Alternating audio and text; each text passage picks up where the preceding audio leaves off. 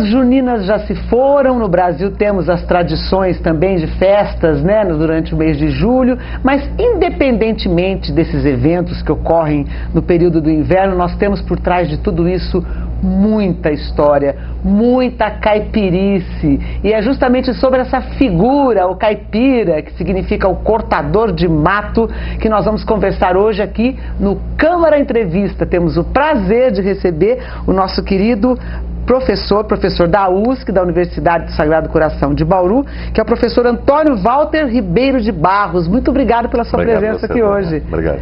Bom, antes de começarmos esse bate-papo, falar um pouquinho sobre o currículo do professor, né? Ele é mestre em Germanística Interdisciplinar, que chique, hein? Literatura e Estética pela USP, doutor em Literatura e Estética também pela Universidade de São Paulo, professor de Estética e História de Arte, Literatura e Cultura na Universidade do Sagrado Coração de Bauru, coordenador da especialização Lato Sensu em Antropologia também na USC e atualmente dá aula na Universidade do Sagrado Coração. Aula do que, professor, que o senhor dá atualmente? Eu sou professor de Estética e História da Arte, Literatura, Cultura Brasileira e Folclore. Tá. Muito gostoso ter você aqui. Obrigada, viu, pela sua presença. Antes de mais nada, né, aquela curiosidade jornalística, o senhor é parente do nosso querido comandante João Ribeiro de Barros? Eu tenho um grande orgulho. Meu avô, né, Pedro Ribeiro de Barros, eles eram primos, né, primos de segundo grau. Na verdade, é o mesmo avô, né, em comum que os dois tinham. E isso sempre foi um grande motivo de orgulho para a família, né? Então, você como uma pessoa dessa área, né, de pesquisa, de história, deve ter bastante informação sobre o João Ribeiro. Sim. Essa é uma outra história. Nós estamos preparando aí um documentário fantástico sobre o nosso querido, nosso herói, né? O comandante João Ribeiro de Barros, em breve, não perca. Professor, começar a falar nesse primeiro bloco um pouquinho sobre essa quadrilha, essa festa junina, quadrilha, tudo que envolve essa tradição. Nós moramos num país tropical, geralmente as nossas festas acontecem no verão, e essa festa que é tão tradicional, que está no subconsciente coletivo, né, que é a festa junina, se começar a tocar uma quadrilha aqui agora, aposto que todo mundo sabe o que é tu, que é olha a cobra, né? A ponte quebrou, todo mundo sabe, é cultural, né? Então começar a falar um pouquinho sobre essa festa junina, como é que ela veio parar no Brasil e quando ela chegou aqui, ela já encontrou os caipiras prontos. Fala um pouquinho sobre isso para começar. Na verdade, o fenômeno é praticamente próximo um do outro, né? Aquela formação do caipira, né? Através do bandeirantismo, que nós vamos falar depois, e quando já a coroa portuguesa traz esses festejos ligados muito a uma tradição católica que tem uma origem pagã, né? Elas estão ligadas aos ciclos, né? Esses ciclos sazonais de renovação da natureza.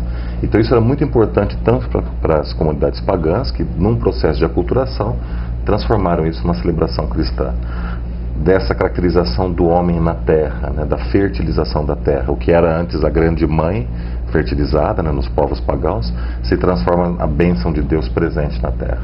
Então todos os santos... É só uma questão de linguagem, não Não, na verdade de aculturação. Tá. Né? Hoje nós usamos o termo transculturação, ou seja, no contato da cultura cristã com a cultura pagã, essas tradições foram cristianizadas, né? Então, os antigos deuses pagãos deram origem a santos cristãos. Por exemplo, Santo Antônio, São Pedro e São João. Que são os três super comemorados, né? São todos ligados à fertilização. Antônio, que possibilitava o casamento de mulheres que não tinham dote em Pádua, né, é associado à fertilização. Pedro, pescador de homens, né, ligado àquele que mantém a vida através do alimento, né, da renovação da vida. João, aquele que batiza no Espírito Santo, aquele que renova através da água, a água também como elemento de renovação da vida. Então todos eles fazem parte desse ciclo de renovação.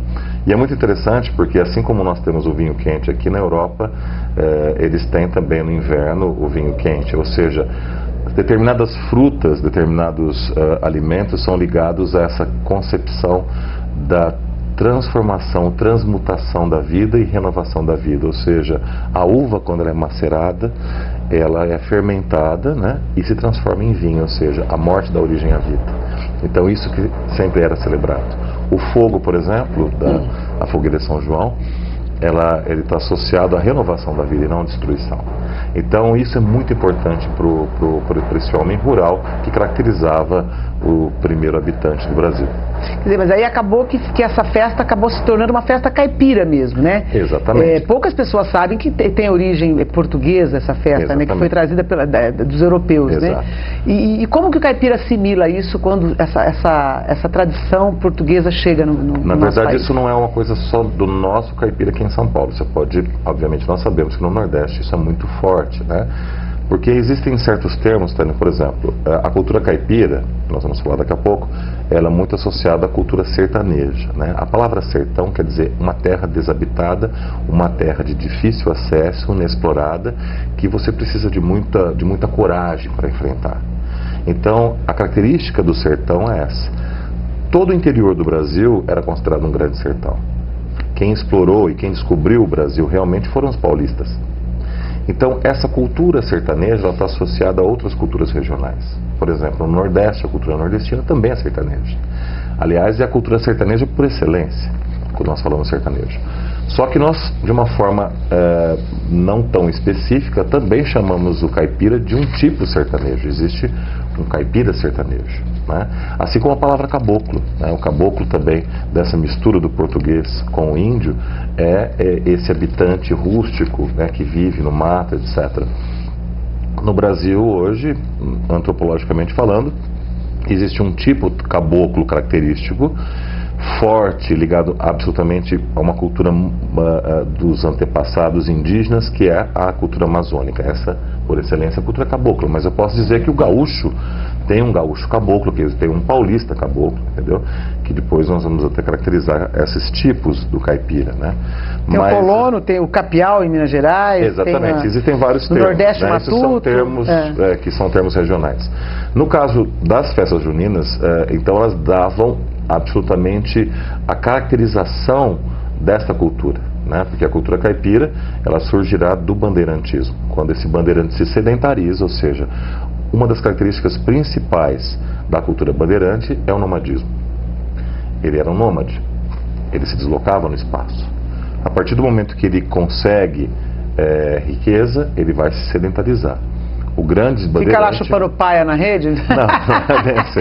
Quando a gente usa o termo sedentarizar, quer dizer, ele vai se fixar na terra, né? Se torna autóctone, né?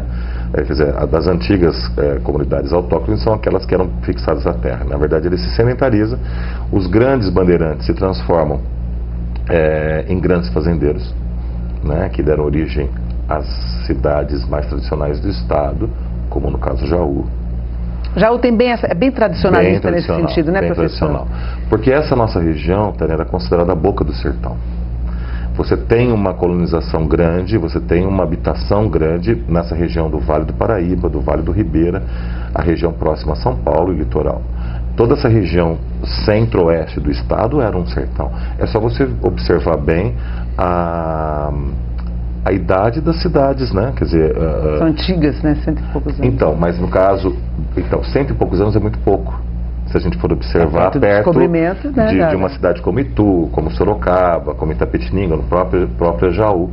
No caso, eu estou dizendo, por exemplo, Bauru, Marília, você vê que são cidades bem mais recentes, bem novas, né? Então, tudo isso foi, no caso, por exemplo, da região nossa ali de Bauru, começa em Itapetininga, vai para Botucatu, Botucatu surge Lençóis, depois Agudos, em Agudos existia um lugar chamado Piatã, que deu origem a Bauru, né? Que primeiro era Piatã, depois Bauru, e aí o negócio começa, aqui no caso de Jaú também, né, vai surgindo. Então a gente percebe as cidades mais antigas são ligadas a essa expansão deste bandeirante que começa a se sedentarizar e vai então aplicar toda aquela riqueza que ele ganhou nas Minas em São Paulo, em Minas e em São Paulo. Né? Mas o bandeirante vem em nome do que vem esse bandeirante? Ele vem em nome de uma organização governamental. E depois é que ele vai atrás das Na das verdade, terras dele. existiam bandeiras organizadas pelo governo colonial, mas principalmente eram empreendimentos, de certa forma, particulares de sobrevivência. Tá, né? É só lembrarmos daquela série A Muralha. Né? Então, quando o português chega, a caracterização maior é uma habitação no litoral. Né? Se você vai, por exemplo, no litoral norte, que quando você observa aquela muralha, era realmente um grande muro. Então, subir aquela muralha e depois explorar era um grande empreendimento. Então, uma bandeira não era simplesmente meia dúzia de pessoas, eram centenas de homens. Né? Que, aliás, tem uma história bem esquisita, né, entre o relacionamento entre os bandeirantes e os índios, né, professor? Como diz o professor Darcy Ribeiro, né, na que, aliás, do povo brasileiro. Eu acabei de ser presenteada com um livro aqui, ó, do professor, né, O Povo Brasileiro. Isso. Quando nós falamos na cultura, a cultura, esse elemento que faz parte da nossa vida, do nosso dia a dia, que ela nasce conosco, etc. A cultura tem várias faces, né? Tudo que nós não valorizamos deixa de ser importante para nós. No caso do bandeirantismo, nós temos que observar os dois lados, né? Quer dizer, existe esse lado heróico, realmente, porque se não fossem esses homens, nada teria sido descoberto. Por exemplo, eu digo até para você, toda a economia do Brasil colonial, né, que vai de pegar aquele gado do sul, levar até o nordeste, que dá origem a uma cultura sulina, que dá origem a uma cultura sertaneja, quer dizer, tudo está ligado a essa cultura paulista, a cultura dos bandeirantes. Esses bandeirantes se desbravavam ao mesmo tempo, óbvio, possuíam os seus interesses particulares, que era de sobrevivência no primeiro momento e depois de enriquecer. Para isso, obviamente, grandes crimes aconteceram, né? Você imagine só o contato desses grupos com comunidades indígenas, não só por guerras, né, e por massacres, que a gente pode dizer, mas principalmente por epidemias. Ele traz, né, certamente epidemias que vão dizimar. Né, grandes etnias, né, uma grande parte das etnias indígenas brasileiras, mas que possibilita, na nossa visão antropológica, essa fusão, porque na verdade a cultura não se faz apenas pensando que existe uma cultura que domina a outra, ela é uma transculturação. Então, se não fosse esse índio, ele não teria sobrevivido, porque desde aprender a tomar banho, Tânia, graças a Deus, né, até o que comer, etc., quer dizer, tudo nós aprendemos com os índios. Então, nessa miscigenação da cultura portuguesa com a cultura indígena, foi possível surgir o brasileiro, que o professor Darcy Ribeiro caracteriza primeiro como um ninguém, né? Essa ninguém-dade, com o tempo, dá origem ao que nós chamamos de brasileiro, porque ele não é mais português, porque ele é filho de um português com uma índia. Ele também não é índio, então ele é um ninguém, e esse ninguém depois será brasileiro, né? E o caipira no meio dessa história aí? Esse assunto é tão multifacetado, essa história é tão interessante, que é a origem da gente, na verdade. Nós estamos falando de nós aqui, né? O caipira surge... eu quero saber tudo. Como é que o caipira surge? Justamente desse bandeirantismo, dessas noções e tal, que quando descobrem realmente a fortuna, como eu disse, o grande bandeirante dá origem ao grande fazendeiro que possibilitará o desenvolvimento do estado de São Paulo, depois através da produção de café, etc. O pequeno bandeirante, quando ele se sedentarizar, ele irá se fixar na terra de uma forma irregular. Essa forma irregular, ela é chamada de bairro ou sítio, que é o que nós conhecemos. Eu estava vindo para cá de Bauru e observando como nós temos ainda, e é muito bonito quando você olha no horizonte, né, esses pequenos povoados. Você pode observar que são algumas casas, de certa forma isolada, é uma cultura isolada, era uma cultura de subsistência, mas era uma cultura perfeita. Em pleno século XVIII e XIX, quando nós temos já consolidado essa cultura, nós temos uma cultura perfeita que se basta. Ele tinha tudo que ele precisava para a sua vida. A fundamentação da cultura caipira é o chamado compadrio, ou seja, a relação dele é com Deus, primeiramente, porque Deus está presente em tudo.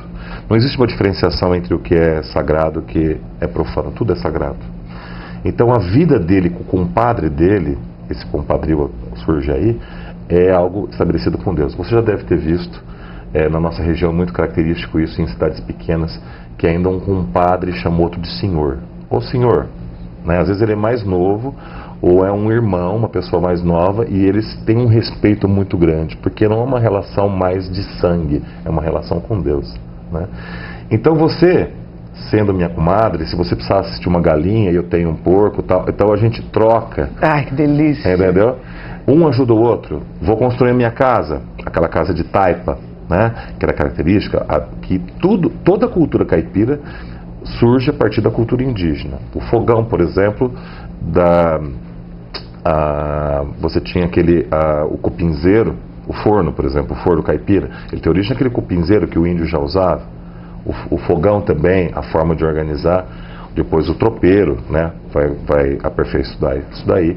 Mas enfim, tudo aquilo, toda essa cultura surge a partir de uma cultura da terra, desse conhecimento que é aplicado ali. Ele não precisa de nada fora o que ele tem ali dentro do bairro.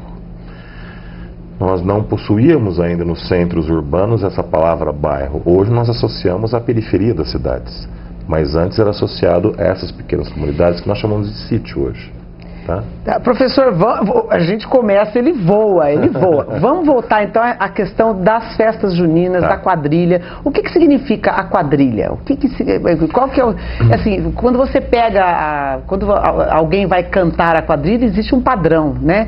Existe uma letra, né? Que o chamador de quadrilha que a gente diz é sempre a mesma coisa, né? Você está passeando com o seu par, né? Agora você dança, é tu, daqui a pouco você está andando, olha a cobra, é mentira. Aí tem aquela historinha de um tirar o outro para dançar, tem a história do padre no meio. Fala um pouquinho sobre essa questão da quadrilha pra gente.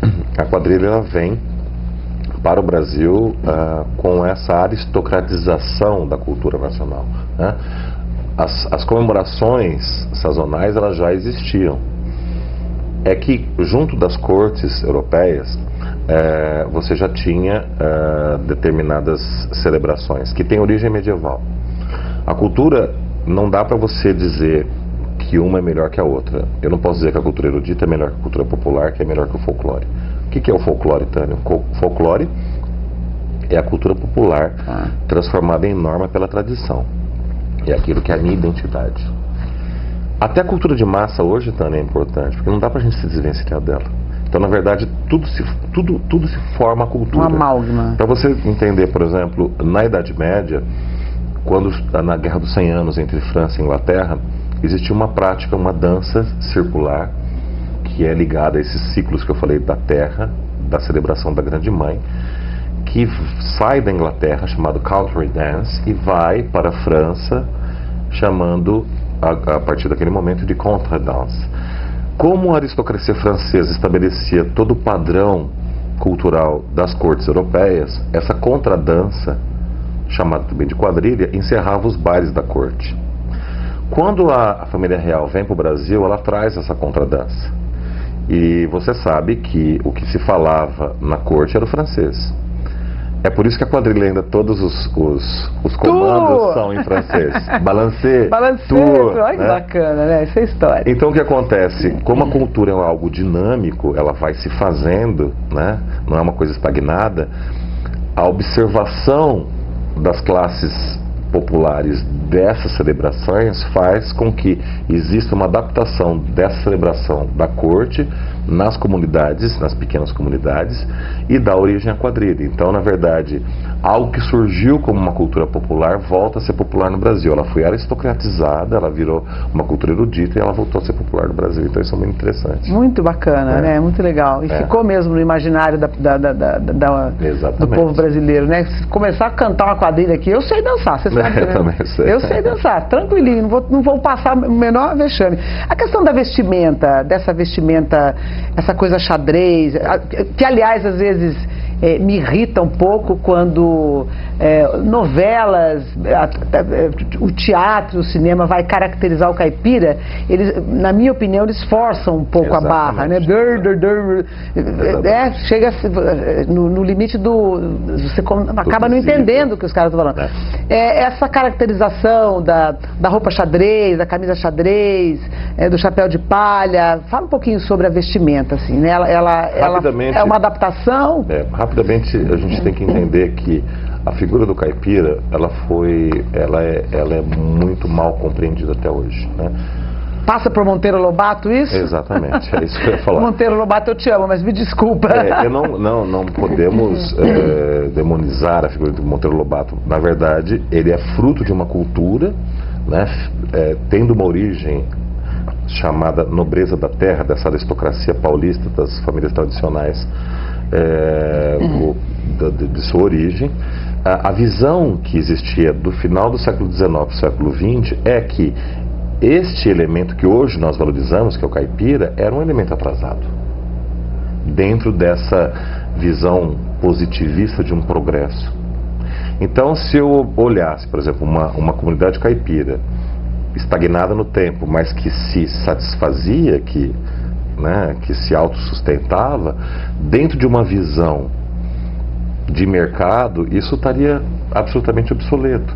Porque quando o caipira se sedentarizou, ele saiu do mercado, Tânia. Ele não precisa mais de uma moeda, nada de troca. Ele tem aquilo que a barganha dele. A barganha dele, né? Com o seu compadre. Quando o mercado novamente bater a porta do caipira, ele desestabilizará essa cultura, que é o que o professor Antônio Cândido mostra no seu livro Os Parceiros do Rio Bonito.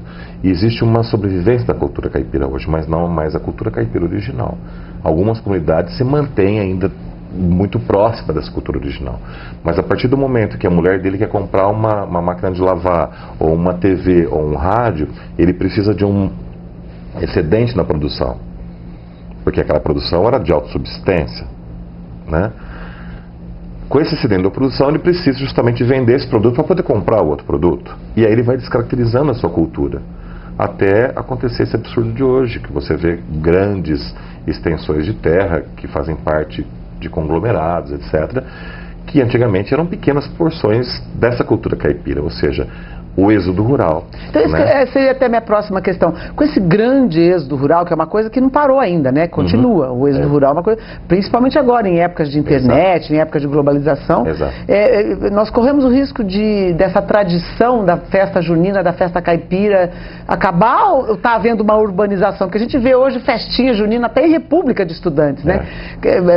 Foi uma urbanização. Fala um pouquinho sobre isso. Só terminando a última questão, essa questão da vestimenta, e por que eu digo isso aí. Então, por exemplo, no caso, essa figura do caipira, ela acaba sendo caracterizada, se você pega um dicionário, por exemplo, você vê que muitas vezes a palavra caipira quer dizer uma pessoa que não sabe se vestir, que não sabe falar, etc. E, na verdade, isso é uma interpretação errônea. Eu sempre isso me incomodou, como você sempre, muito, essa caracterização excessiva do caipira, ou como uma roupa rasgada, ou como... remendada, né? Exatamente. E, na verdade, não é isso. Como ele está fora do mercado, ele não sabe o que é moda. E nem precisa. E nem precisa. Então, ele coloca aquilo que é melhor para ele, né? E o que fica bem, muitas vezes não está lá muito bem servindo, deu uma engordadinha, tal, uma calça um pouco mais, mas não quer dizer que é uma roupa, não, pelo contrário, você pode vir nessas comunidades, o que ele tem de melhor ele oferece. Agora, essa questão que você diz da sobrevivência, isso é muito interessante, porque nós temos que separar muitas vezes a verdadeira cultura de um simulacro. Tudo aquilo que a gente não valoriza se perde.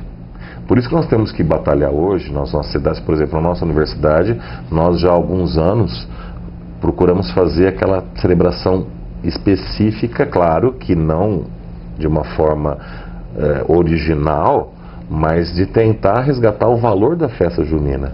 Nós colocamos o mastro. O mastro ele celebra a fertilização da terra. As antigas comunidades, Tânia, eles usavam determinados totens que representavam justamente a união do masculino e do feminino, ou seja, representando o membro masculino, né, em contato com a grande mãe no momento da fertilização. Isso é cristianizado e dá origem ao símbolo do mastro. Esse mastro, você pode ver, se você vai num sítio, a festa começa com a bênção do mastro. A bênção do mastro. Esse mastro, quando ele é fincado na terra, ele é tirado só no outro ano. Então não é simplesmente o festejar, é o celebrar. A festa, ela faz parte como elemento lúdico da celebração. Mas quando eu falo em celebrar, Tânia, eu falo em resgatar valores, em resgatar uma identidade, tá? A cultura cristã vivencia muito bem isso aí, por exemplo, na religião. Quando eu estou numa missa, quando eu estou num culto, que eu vivo a ceia, algo que aconteceu há 2000 anos volta a acontecer naquele momento. Claro. Isso é o sentido da celebração. As nossas chamadas festas também têm esse caráter celebrativo, ou seja, no momento que eu vivencio aquilo está acontecendo novamente. Quando isso se perde apenas ver uma festa, tipo festa, fala, Tânia, vamos lá, eu vou fazer um churrasco na sua casa, todo final de semana nós vamos lá no quiosque lá, fazemos um churrasco. Só que um dia a gente cansa, Tânia, porque festa por festa um dia cansa, o gozo simplesmente pelo gozo. Então, quando nós tomamos as celebrações apenas como festa, elas deixam de ter sentido, porque simplesmente o que não me interessa, ainda mais uma cultura nossa em que tudo é descartado, eu simplesmente descarto. O que nós precisamos novamente é que nas nossas comunidades, mesmo os centros urbanos... Resgatar a história mesmo. Exatamente. Resgatar a história. E que tenha, que permaneça esse caráter celebrativo. Professor, por que é que as pessoas que nascem geralmente nas capitais, né, são considerados urbanos, e a gente que sai do interior e vai estudar, como foi meu caso, e vai estudar na capital, chega lá, a gente é chamado de caipira? Eu sofri bullying, isso era bullying na época, entendeu? Eu me lembro até que quando eu fui para São Paulo, muito nova, com 17 anos, que eu fui trabalhar na Rádio Jovem Pan, o chefe um dia puxou minha orelha, ele falou, vai falar porta lá em Jaú, lá em Piraju, aqui você fala porta. Por que existe essa coisa de quem nasce no interior é caipira? Interior, que eu falo é cidades grandes, como Jaú, Bauru, né? E até hoje acontece isso, né? Você vai para São Paulo, você chega na capital, entendeu? Né? Naquela coisa metropolitana, você é considerado caipira. Por que isso ainda está no subconsciente? Isso ainda é fruto dessa visão de que existe uma cultura erudita, que é a melhor cultura, a cultura tradicional, e existe uma cultura subalterna ou inferior, que são essas culturas atrasadas, né? E na verdade isso nós estamos mudando totalmente, né? Existe uma valorização dessas culturas, né? Mas ainda existe muito. Entra também, Tânia, na chamada cultura de massa, nessa massificação na indústria cultural, você sabe muito bem disso, que acaba impondo determinados padrões, né? Então eu tenho um determinado padrão, né, através dos meios de comunicação, de expressão, né, da língua portuguesa, né? Muitas vezes algumas emissoras elas acabam criando determinados clichês ou determinados modelos. Então o nosso português padrão é o português do Rio de Janeiro. Isso. Ou paulistano, né? Ou paulistano. Que tem aquela coisa portuguesa. Exatamente. E na verdade isso é essa não valorização de um padrão, na verdade de uma cultura diversificadíssima, que não acontece no Nordeste, que aliás é impossível. Você vê os seus colegas, né, nas TVs no Nordeste, e obviamente que eles não vão criar, acho que nem conseguem, né, porque é muito forte aquilo, né, você vê o português falado no Nordeste, essa questão mesolinguística, nós chamamos de esse acento da língua, ele é muito pronunciado, né. No nosso caso, existe todo um porquê.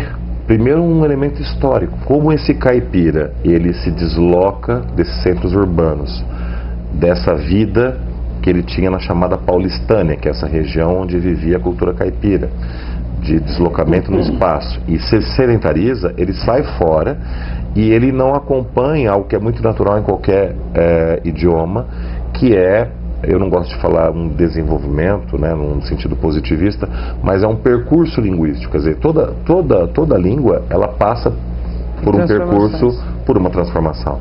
E como ele não está dentro dessa transformação, ele acaba ficando com um português arcaico. Várias expressões e palavras do chamado caipirês vem de um português que era falado no século XVII, século XVIII. Você pode me citar exemplos? Não agora. Eu vou fazer um pequeno intervalo. A gente tem... Olha, eu vou falar para você que tem tanta coisa ainda que eu queria falar e nosso tempo já está estourando. A gente vai fazer um pequeno intervalo e volta daqui a pouquinho com o professor Antônio Walter Ribeiro de Barros Júnior, que tem aí um trabalho muito bacana nessa pesquisa da história de São Paulo, do caipirismo, né? Dessa coisa dos nossos antepassados. Eu sou caipira até hoje, entendeu? Não nego isso. Orgulho. Com muito orgulho, entendeu? Com muito orgulho. E a gente faz um intervalo rapidinho, sai daí que a gente volta já já.